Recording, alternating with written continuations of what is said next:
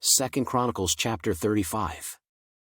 Moreover Josiah kept a Passover unto the Lord in Jerusalem, and they killed the Passover on the 14th day of the first month. And he set the priests in their charges, and encouraged them to the service of the house of the Lord.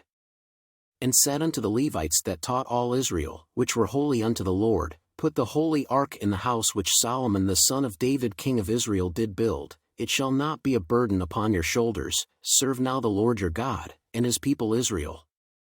And prepare yourselves by the houses of your fathers, after your courses, according to the writing of David king of Israel, and according to the writing of Solomon his son. And stand in the holy place according to the divisions of the families of the fathers of your brethren the people, and after the division of the families of the Levites. So kill the Passover, and sanctify yourselves, and prepare your brethren, that they may do according to the word of the Lord by the hand of Moses. And Josiah gave to the people, of the flock, lambs and kids, all for the Passover offerings, for all that were present, to the number of 30,000, and 3,000 bullocks. These were of the king's substance. And his princes gave willingly unto the people, to the priests, and to the Levites. Hilkiah and Zechariah and Jehiel, rulers of the house of God, gave unto the priests for the Passover offerings 2,600 small cattle, and 300 oxen.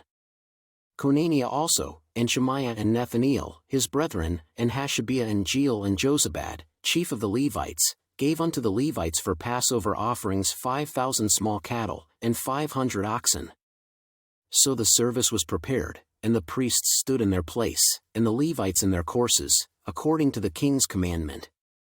And they killed the Passover, and the priests sprinkled the blood from their hands, and the Levites flayed them.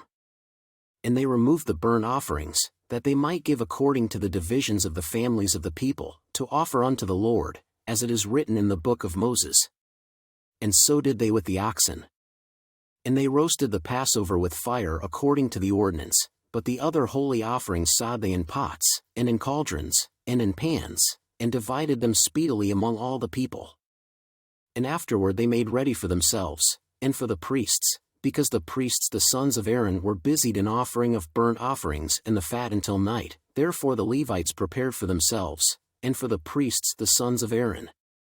And the singers the sons of Asaph were in their place, according to the commandment of David, and Asaph, and Heman, and Jeduthun the king's seer, and the porters waited at every gate, they might not depart from their service, for their brethren the Levites prepared for them. So all the service of the Lord was prepared the same day, to keep the Passover, and to offer burnt offerings upon the altar of the Lord, according to the commandment of King Josiah. And the children of Israel that were present kept the Passover at that time, in the feast of unleavened bread 7 days. And there was no Passover like to that kept in Israel from the days of Samuel the prophet, neither did all the kings of Israel keep such a Passover as Josiah kept, and the priests, and the Levites, and all Judah and Israel that were present, and the inhabitants of Jerusalem. In the 18th year of the reign of Josiah was this Passover kept. After all this, when Josiah had prepared the temple, Necho king of Egypt came up to fight against Carchemish by Euphrates, and Josiah went out against him. But he sent ambassadors to him, saying, What have I to do with thee, thou king of Judah? I come not against thee this day, but against the house wherewith I have war, for God commanded me to make haste. Forbear thee from meddling with God, who is with me, that he destroy thee not. Nevertheless Josiah would not turn his face from him, but disguised himself, that he might fight with him, and hearkened not unto the words of Necho from the mouth of God, and came to fight in the valley of Megiddo. And the archers shot at King Josiah, and the king said to his servants, Have me away, for I am sore wounded.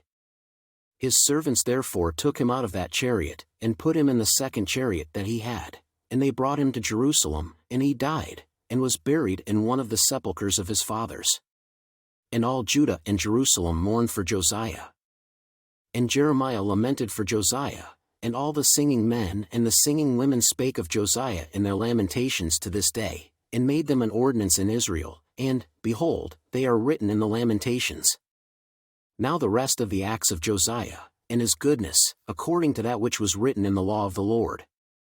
And his deeds, first and last, behold, they are written in the book of the kings of Israel and Judah.